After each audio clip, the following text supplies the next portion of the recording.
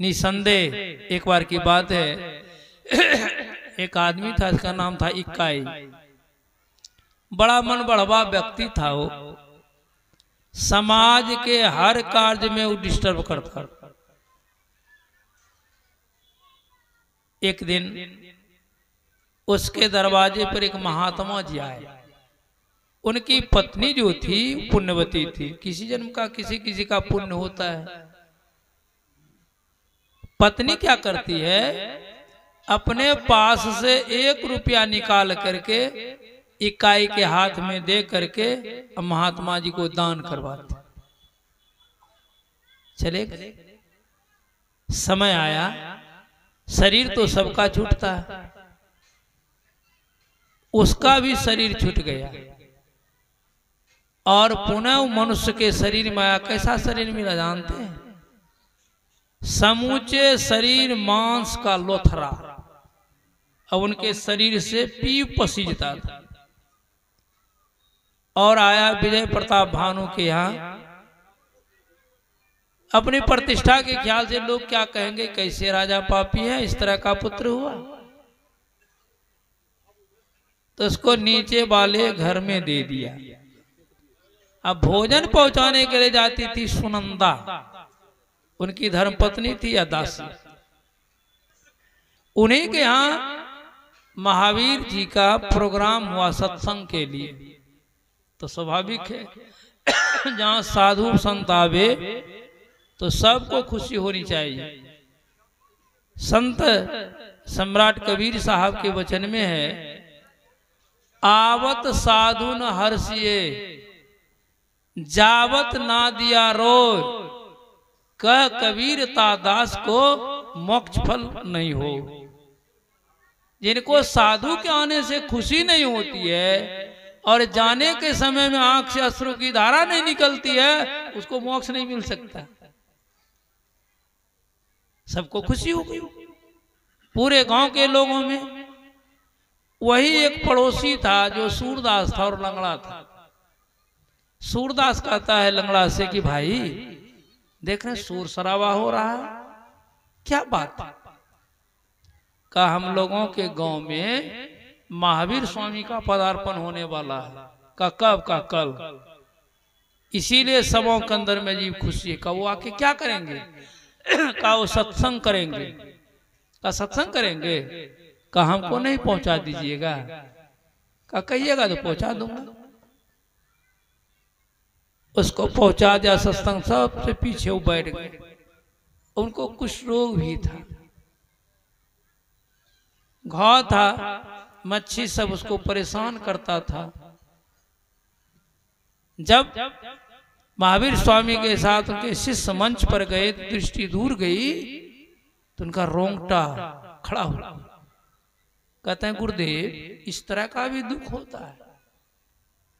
कारे दुख कम ही है, यदि तुमको दुख देखना है तो चले जाओ विजय प्रताप भानु के दरबार में, मकराक्ष उसको देख लेना।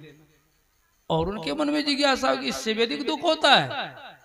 वो गया, लोगों ने आदर सत्कार किया, राजा के यहाँ पहुंचा दिया। उस समय दासी भोजन जान देने के लिए जा रही थी। का ऐसी ऐसी बात का आपको किसने बताया? का मेरे गुरुदेव ने बताया। का वो कैसे जान गए? कर उनके लिए कौन बड़ी बात है, वो तो सब कुछ जान जाते। का जाइए। गया, ज्यों ज्यों आगे बढ़ रहा है, दासी क्या करती थी, मिट्टी के खप्पा में भोजन देके दूर से ठेल देती और केचवा की तरह रेंगता था। इतना पीब था, भर ठहना उसी में रेंगता था। ये देख करके तो दंग रह गए, ऐसा भी दुख होता है। लौट गए, चले गए। महावीर स्वामी कहते देख लिया? का जी हुजूर, जाने की इच्छा होती है किस कर्म का इसको ये फल मिला। का ये भी सुन लो। सुना दिया कि पहले जमाने में ये इक्काई का नाम का व्यक्ति था। इसका सब काम विपरीत होता था समाज में। लड़ाई झगड़ा लगा देना, किसी को फंसा देना, शादी विवाह को बिगाड़ देना, ये सब उल्टा पुल्टा काम करता था। इसीलिए उसको ये फल मिला है। एक बार इनकी पत्नी ने 1 रुपया दे करके इनसे प्रणाम करवा चुके। अभी सुन रहे थे हम लोग, सबको अपने कर्म का ही फल मिलता है, अपनी अपनी करनी अपने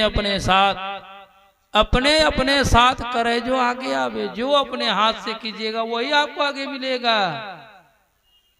बाप के करने बाप पुत के पुत्ते पावे, जोरू जोरू को फले खत्म खत्म ही पलता, अपनी करनी सेती सब्जी पार उतरता, नेक बदी है कर्म और ना संगी कोई, देखो पूज विचार संगी जय है दोई, पलटू करनी और के नहीं और के साथ, अपनी अपनी करनी अपने अपने साथ।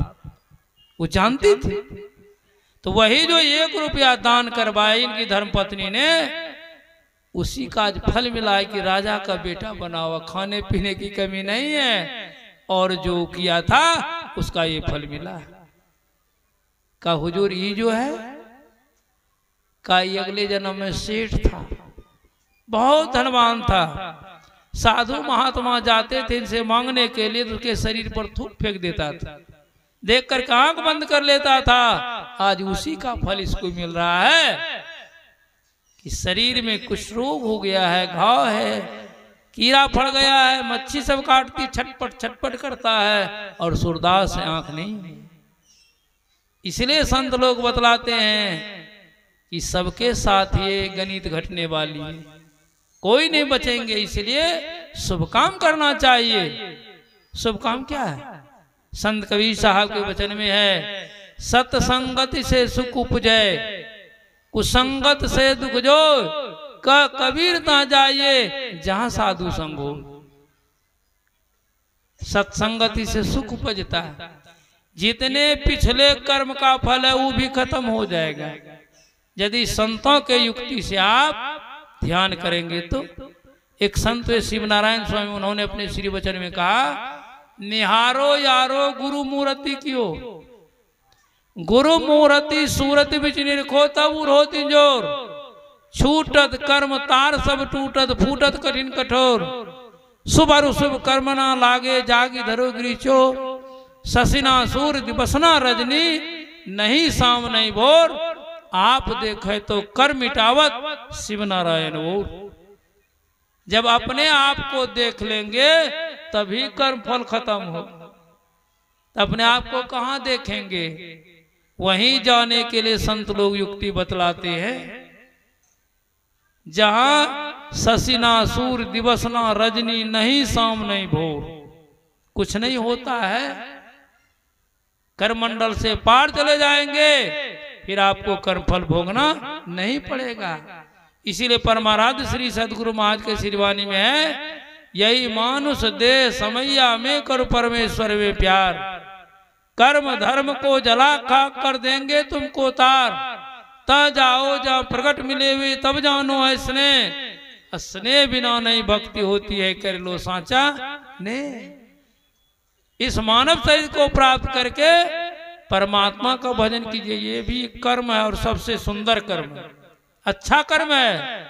एक कर्म करने से कर्म धर्म को जला खा कर देंगे तुमको तार, उद्धार कर देंगे। ये मानव जीवन सफल और सार्थक हो जाएगा, इसी के लिए शरीर मिला हुआ।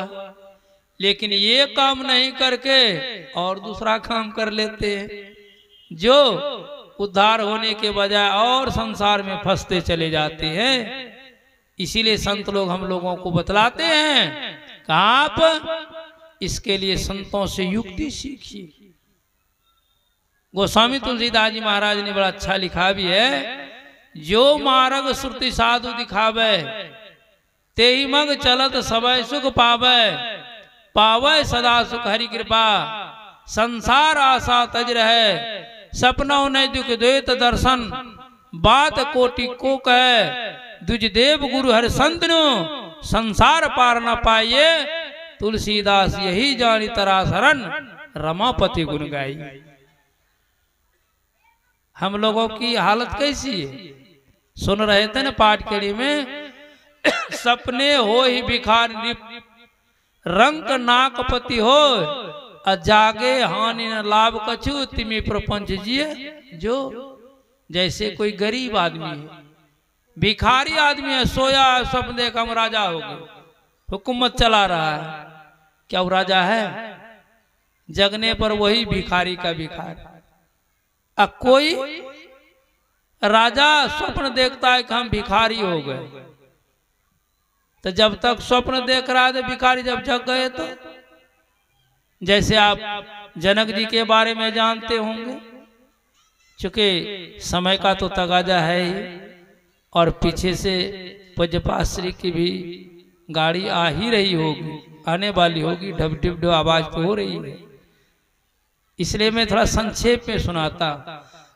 वो सोए हुए थे, स्वप्न क्या देखता है, हम पर किसी राजा ने चढ़ाई कर दी, हमको राज्य से निकाल दिया, भूख के मारे तड़पते हुए भूख मिटाने के लिए एक जगह भंडारा हो रहा था, खिचड़ी का भंडारा था, उनसे जाके निवेदन करता, खिचड़ी समाप्त हो गई थी, थोड़ा सा खुरचन बचा था वही दे दिया। जैसे ही खाने वाला था, खिचड़ी ने झपट्टा मारा, वो भी खिचड़ी गिर गई, जली हुई खिचड़ी, नींद खुल गई। देखते रहे, मैं तो राजमहल में हूँ, रानी बगल में है, ये मैं क्या देख रहा था? अब उनके मन में एक प्रश्न हो गया, यह सत्य कि वह सत्य? अभी जो हम देख रहे हैं ये सत्य है, राजमहल, रानी आदि, कि जो मैंने स्वप्न में देखा वो सत्य? अब कौन बताएगा, कौन बताएगा? सबके पास की बात नहीं है। बेस बराबर हो ही रहे, भेद बराबर नाहे, तौल बराबर घुंघची, मोल बराबर नहीं। ये भेद की बात है, खोज रहे खोज रहे। अंत में रथ पर जा चढ़ करके जा रहे थे खोजने के, आगे में अष्टावक्र मिल गए। सारथी कहते हैं, जी रास्ता दो। कब बेवकूफ कहीं का, रास्ता अपाहिज को दिया जाता है कि अपाहिज से मांगा जाता है? रास्ता बूढ़े को दिया जाता है कि बूढ़े से मांगा जाता है? राजा ठर ठर ठर, ये लगता कोई ज्ञानी पुरुष। उतर करके रथ से गए, कहे महाराज गलती हो गई।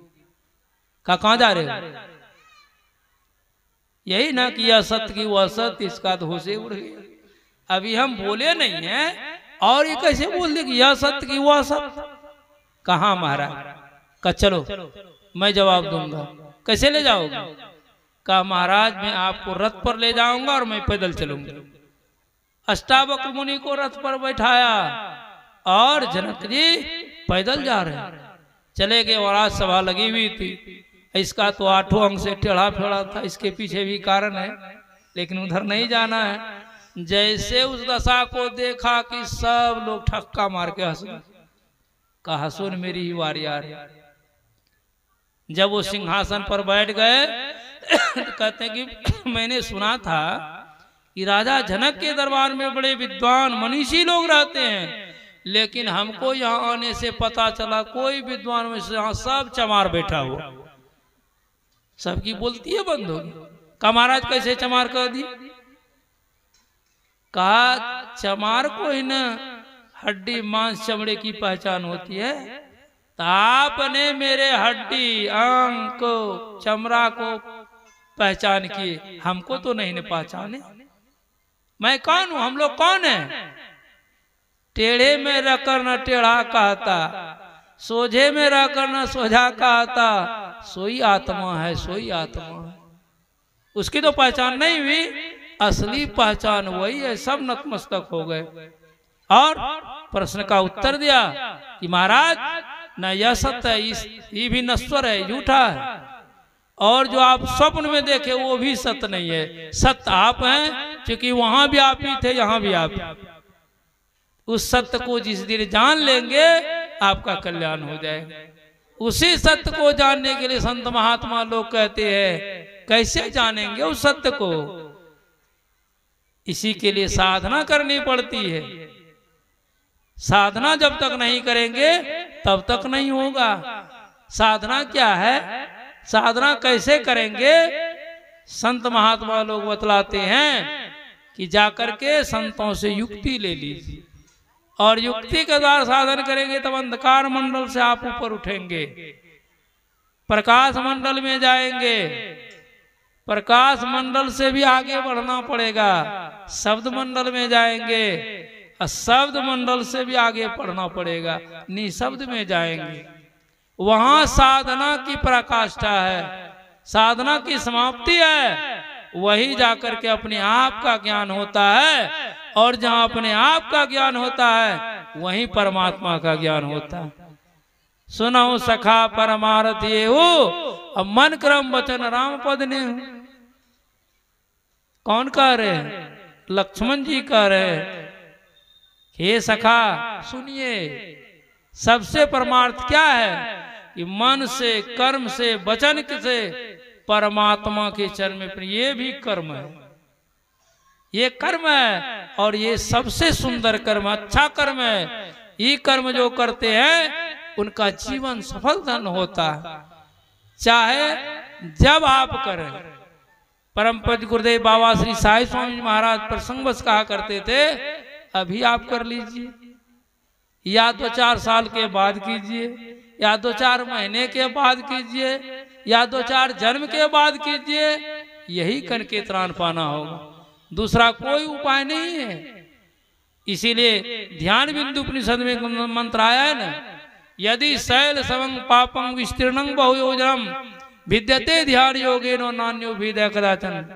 कई योजन तक फैला हुआ पहाड़ के समान ही पाप क्यों न हो, वो ध्यान योग से नष्ट हो जाता है। और ध्यान से ही परमात्मा की भक्ति होती है। और इधर जो कर रही परमात्मा की भक्ति नहीं है, जिम्मे दूध के मथन से निकसत है घी जतन से, जिम्मे ध्यान के लगन से पार ब्रह्म ले निहारा।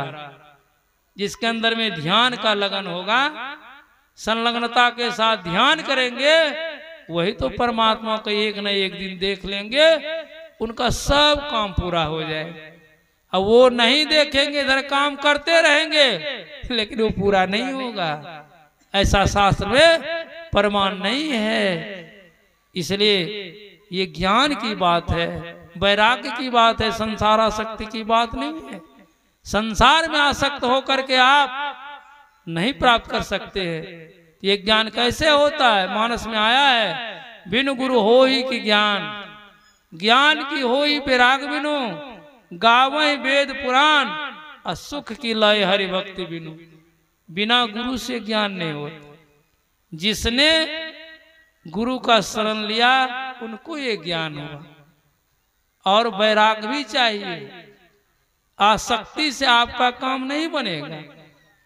आसक्ति को छोड़ करके हम लोग ध्यान भजन तो करते नहीं करते, ऐसी बात नहीं है, लेकिन आसक्ति सहित, और यहाँ कहते आसक्ति रहित सारा प्रयास चल रहा है। एक छोटा सा अच्छा दृष्टांत है, कुछ लड़का लोग सावन महीना में विचार किया झूला देखने का, चलिए झूला देखेंगे, कहा ठीक है, सब चल दिया, थोड़ा सा पी लिए, एक हकठे पी कि रात भर मस्ती आएगी। और नदी पार करके जाना था, सब जाके नाव पर जाकर के बैठ गए। कोई पकड़ लिया लग्गी, कोई पकड़ लिया डांड, कोई पतियाल खेरा, नाव इधर से उधर, उधर से उधर नाच रही, घूम रही है। खेते खेते रात बीत गई, सुबह हुआ तब तक तो निशा भी खत्म हो गया था, नशा मुक्त वो लोग हो गए थे। कह रहे हम लोग रात भर नाव खे, लेकिन रात तो इसी पार में, देखो इसी पार का गाछ वृक्ष दिख रहा है।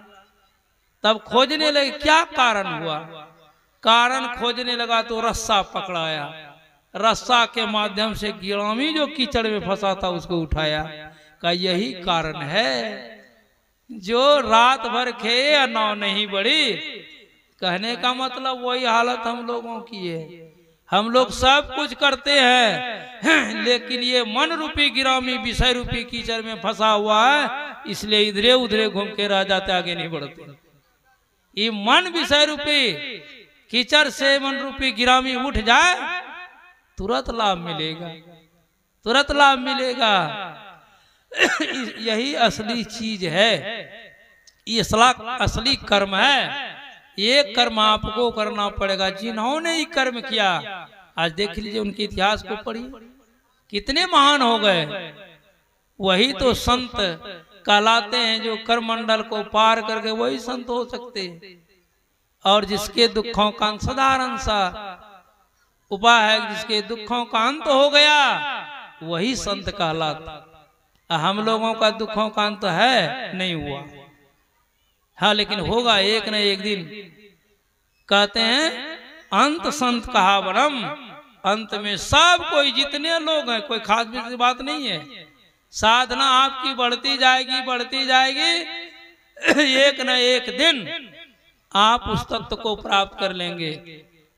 इसमें वेशभूषा की कोई बात नहीं है, वेश कैसा भी रहे, पर जिसका ऊंचा ख्याल है, दीन बाहर से दिखे भीतर से मालो माल है।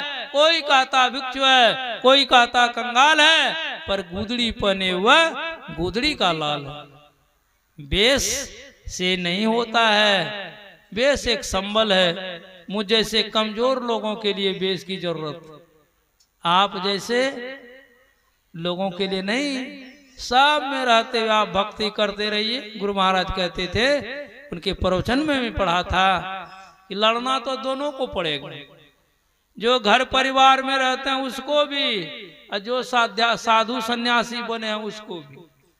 तो साधु सन्यासी का लड़ना है खुले आकाश में, जहाँ कोई अवलंब नहीं है, और गृहस्थ लोगों का लड़ना है घर परिवार में। वहीं रह करके बैठ करके युक्ति के मुताबिक ध्यान कीजिए, साधन कीजिए, आपका काम बनेगा। और जब तक नहीं करेंगे तो ये काम बनने वाला नहीं है।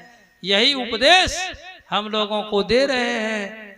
इस उपदेश को जीवन में उतारना चाहिए, करना चाहिए। इसलिए गुरु महाराज ने कहने की कृपा की, कुछ यह भी देख, मतलब संसार परिवार को भी देखिए, कुछ वह भी देख, देखत देखत ऐसा देख, मिट गई दुविधा रह गई ये। देखते देखते सारी दुविधा खत्म हो जाएगी, आप एक में मिल करके एकम एक हो जाएंगे, आपका काम बनेगा। इसलिए जरूर देखिए। गुरु महाराज ने कहने की कृपा की है, जीवन बिताओ स्वावलंबी, भरम भाड़े फोड़ कर, संतों की आज्ञा है में ही मात धर छल छोड़कर। ये गुरु की आज्ञा है, जीवन स्वावलंबी बिताओ। स्वावलंबी मतलब निजी कमाई करके खाओ और भजन करो, ध्यान करो, तो उसमें ज्यादा ध्यान भजन बनता। और दूसरे का खा कर करेंगे तो जिसका गुण उसका चून, और खाने वाले धांगर। इसीलिए कहा कि स्वास्थ्य के लिए सुंदर कमाई तो करनी पड़ेगी, और युक्ति सीख करके साधन भी करनी पड़ेगी। साधन करेंगे, साधन करते करते करते साधन में पग ही जाए। जिस दिन पगेंगे उस दिन काम बनेगा हम लोगों का। इसलिए हम लोगों को संत महात्मा लोग कहते हैं, अंदर में चलिए सब कोई, बाहर चलना छोड़ दीजिए।